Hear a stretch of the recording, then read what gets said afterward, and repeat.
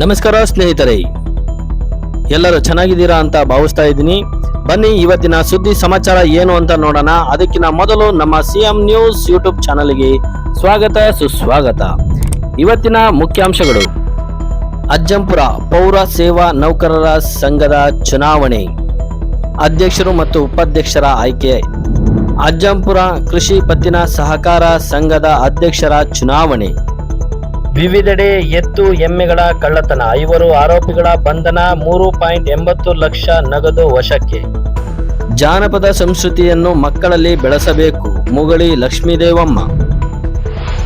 ಅಜ್ಜಂಪುರ ತಾಲೂಕು ಪೌರ ಸೇವಾ ನೌಕರರ ಸಂಘದ ನೂತನವಾಗಿ ಆಯ್ಕೆಯಾಗಿರುವ ಗೌರವ ಅಧ್ಯಕ್ಷರಾದ ಟಿ.ಜಿ. ರಮೇಶ್ ಮುಖ್ಯಾಧಿಕಾರಿಗಳು ಹಾಗೂ ಎಸ್. ಗಿರೀಶ್ ನಗಾರಿ ಪೌರ ಸೇವಾ ನೌಕರರ ಸಂಘದ ಅಧ್ಯಕ್ಷರು ಆಗಿ ಆಯ್ಕೆಯಾಗಿದ್ದಾರೆ ಹಾಗೂ ಉಪಾಧ್ಯಕ್ಷರಾಗಿ ಕೆ. ತಿಪ್ಪೇಶ್ ಇವರು ಆಯ್ಕೆಯಾಗಿರುತ್ತಾರೆ. ಅಜ್ಜಂಪುರ ಪ್ರಾಥಮಿಕ ಕೃಷಿ ಪತ್ತಿನ ಸಹಕಾರ ಸಂಘದ ಅಧ್ಯಕ್ಷರಾಗಿ ಎಸ್. ನಂಜುಂಡಪ್ಪ ಮಾಳೇನಹಳ್ಳಿ ಅವಿರೋಧವಾಗಿ ಆಯ್ಕೆಯಾದರು. ಅಧ್ಯಕ್ಷ ಬಿ. ರಂಗಸ್ವಾಮಿ ರಾಜೀನಾಮೆಯಿಂದ ತೆರವಾಗಿದ್ದ ಸ್ಥಾನಕ್ಕೆ ಮಂಗಳವಾರ ಚುನಾವಣೆ ನಡೆಯಿತು. ಎಸ್. ನಂಜುಂಡಪ್ಪ ಒಬ್ಬರೇ ನಾಮಪತ್ರ ಸಲ್ಲಿಸಿದ್ದರಿಂದ ಚುನಾವಣಾಧಿಕಾರಿಯಾಗಿ ಕಾರ್ಯನಿರ್ವಹಿಸಿದ ಸಹಕಾರ ಇಲಾಖೆ ಸಹಾಯಕ ನಿಬಂಧಕಿ ಆರ್. ಸುನಂದಮ್ಮ ನೂತನ ಅಧ್ಯಕ್ಷರ ಅವಿರೋಧ ಆಯ್ಕೆ ಘೋಷಿಸಿದರು. ಈ ಸಂದರ್ಭದಲ್ಲಿ ಸಿಡಿಸಿಸಿ ಬ್ಯಾಂಕ್ ಅಧ್ಯಕ್ಷ ಡಿ.ಎಸ್. ಸುರೇಶ್ ನೂತನ ಅಧ್ಯಕ್ಷರನ್ನು ಅಭಿನಂದಿಸಿ ಮಾತನಾಡಿದರು. ಉತ್ತಮ ಲಾಭದಲ್ಲಿರುವ PACSನಲ್ಲಿ ಶೂನ್ಯ ಬಡ್ಡಿ ದರದಲ್ಲಿ 1335 ರೈತರಿಗೆ 19 ಕೋಟಿ KCC ಸಾಲ ನೀಡಿದೆ. ಅಗತ್ಯ ಇರುವವರಿಗೆ ಗೃಹ ಸಾಲ 10 ಲಕ್ಷ, ಗೊಬ್ಬರ ಸಾಲ 17 ಲಕ್ಷ, ವಾಹನ ಸಾಲ 4.86 ಲಕ್ಷ, ವ್ಯಾಪಾರ ಸಾಲ 1.63 ಕೋಟಿ ನೀಡಿ ನೆರವಾಗಿದೆ.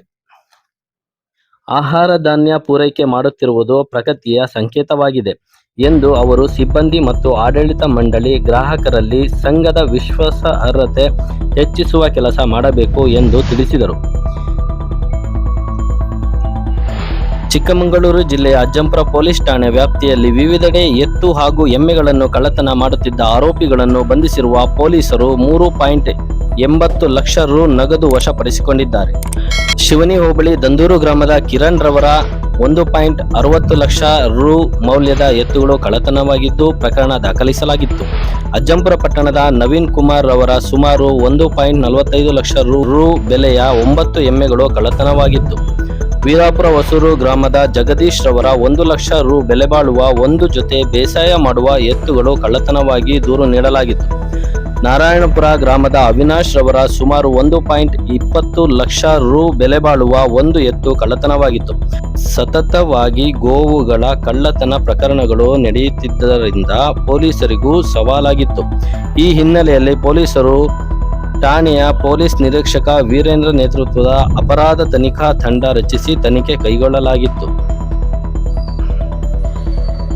ಅಜ್ಜಂಪುರ ಪೊಲೀಸ್ ವಸತಿ ಗೃಹ ಬಳಿಯ ಉಮರ್ ಫಾರೂಕ್, ಆಂಜನೇಯ ಸ್ವಾಮಿ ದೇವಾಲಯದ ಹತ್ತಿರದ ಉಮರ್, ಕಿರಳಮ್ಮ ದೇವಾಲಯದ ಹತ್ತಿರದ ಸೈಯದ್ ಮುಬಾರಕ್, ಅಂಬೇಡ್ಕರ್ ಬಡಾವಣೆಯ ನಜೀರ್ ಹಾಗೂ ಅಜ್ಜಂಪುರ ಹುಸೇನ್ ಅವರನ್ನು ಬಂಧಿಸಲಾಗಿದೆ. ಜಾನುವಾರುಗಳ ಮಾರಾಟದಿಂದ ಬಂದ 3.80 ಲಕ್ಷ ರುಗಳನ್ನು ವಶಪಡಿಸಿಕೊಳ್ಳಲಾಗಿದೆ. ಜಾನಪದ ಸಂಸ್ಕೃತಿ ನಮ್ಮ ತಲೆಮಾರಿನಿಂದ ಮುಂದಿನ ತಲೆಮಾರಿಗೂ ತಲುಪಿಸಬೇಕಾದ ಅನಿವಾರ್ಯತೆ ಇದೆ. ಒಂದು ವೇಳೆ ಈ ಪರಂಪರೆಯನ್ನು ಉಪಯೋಗಿಸದಿದ್ದರೆ ಜಾನಪದ ಸಂಸ್ಕೃತಿ ನಾಶವಾಗುತ್ತದೆ ಎಂದು ಜಿಲ್ಲಾ ಕನ್ನಡ ಸಾಹಿತ್ಯ ಪರಿಷತ್ತಿನ ಮಹಿಳಾ ಘಟಕದ ಗೌರವ ಸಂಚಾಲಕರಾದ ಹಾಗೂ ಹಿರಿಯ ಜಾನಪದ ಕಲಾವಿದರಾದ ಮುಗಳಿ ಲಕ್ಷ್ಮೀದೇವಮ್ಮ ತಿಳಿಸಿದರು. ಶಿವನಿ ಸರ್ಕಾರಿ ಪದವಿ ಪೂರ್ವ ಕಾಲೇಜಿನ ಕರ್ನಾಟಕ ಪಬ್ಲಿಕ್ ಶಾಲೆಯಲ್ಲಿ ಶಿವನಿ ಹೋಬಳಿ ಕನ್ನಡ ಸಾಹಿತ್ಯ ಪರಿಷತ್ ಮಹಿಳಾ ಘಟಕ ಆಯೋಜಿಸಿದ್ದ ಶ್ರಾವಣ ಸಂಭ್ರಮ ಕಾರ್ಯಕ್ರಮದಲ್ಲಿ ಅಳಿವಿನಂಚಿನಲ್ಲಿರುವ ಜಾನಪದ ಕಲೆ ಈ ವಿಷಯ ಕುರಿತು ಉಪನ್ಯಾಸ ನೀಡಿ ಜಾನಪದ ಸಂಸ್ಕೃತಿ ನಾಶವಾದರೆ ನಮ್ಮ ಬದುಕು ನಾಶವಾದಂತೆ ಎಂದು ತಿಳಿಸಿದರು. ಈ ಸಂದರ್ಭದಲ್ಲಿ ಪಬ್ಲಿಕ್ ಶಾಲೆಯ ಮುಖ್ಯ ಶಿಕ್ಷಕರಾದ ದೇವೇಂದ್ರಪ್ಪ, ಜಾನಪದ ಕಲಾವಿದರಾದ ಚಿಕ್ಕನಲ್ಲೂರು ತಿಪ್ಪೇಶಪ್ಪ, ಶಂಕರಪ್ಪ, ಪುಷ್ಪ, ಕನ್ನಡ ಜಾನಪದ ಪರಿಷತ್ತಿನ ಅಧ್ಯಕ್ಷರಾದ ವಿಜಯಕುಮಾರಿ ಜಾನಪದ ಗೀತೆಗಳನ್ನು ಪ್ರಸ್ತುತಪಡಿಸಿದರು. ಮತ್ತು ಅಜ್ಜಂಪುರ ತಾಲೂಕು ಕನ್ನಡ ಸಾಹಿತ್ಯ ಪರಿಷತ್ ಮಹಿಳಾ ಘಟಕದ ಅಧ್ಯಕ್ಷೆ ಗಾಯತ್ರಮ್ಮ ಹಾಗೂ ಶಿವನಿ ಹೋಬಳಿ ಕನ್ನಡ ಸಾಹಿತ್ಯ ಪರಿಷತ್ ಮಹಿಳಾ ಘಟಕದ ಅಧ್ಯಕ್ಷೆ ರಂಜಿತಾ ಶ್ರೀನಿವಾಸ್, ಮಧು, ಬಸಮ್ಮ, ಕವಿತಾ ಮುಖ್ಯ ಅತಿಥಿಗಳಾಗಿ ಭಾಗವಹಿಸಿದ್ದರು. ಶಿಕ್ಷಕರಾದ ರಮೇಶ್, ದೀಪಾ, ಉಮೇಶ್, ಆಶಾ ಮಕ್ಕಳಿಗೆ ಹಿತವಚನ ನೀಡಿದರು. ಈ ವಿಡಿಯೋವನ್ನು ನೋಡಿ ಲೈಕ್ ಮಾಡಿ, ಕಾಮೆಂಟ್ ಮಾಡಿ ಮತ್ತು ಅತಿ ಹೆಚ್ಚು ಶೇರ್ ಮಾಡಿ. ಮುಂದಿನ ದಿನಗಳಲ್ಲಿ SLC, PUC, ಡಿಗ್ರಿ ಓದಿದವರಿಗೆ ಸರ್ಕಾರದ ವಿವಿಧ ಇಲಾಖೆಗಳಲ್ಲಿ ವಿವಿಧ ಹುದ್ದೆಗಳಿಗೆ ಅರ್ಜಿ ಹಾಕುವ ಬಗ್ಗೆ ಹಾಗೂ ಸಾರ್ವಜನಿಕರಿಗೆ ಮಾಹಿತಿ ನೀಡಲೆಂದೇ ಸ್ಥಾಪಿತವಾಗಿರುವ ನಿಮ್ಮೆಲ್ಲರ CM ನ್ಯೂಸ್ ಯೂಟ್ಯೂಬ್ ಚಾನಲ್ ಅನ್ನು ವೀಕ್ಷಿಸುತ್ತಾರೆ.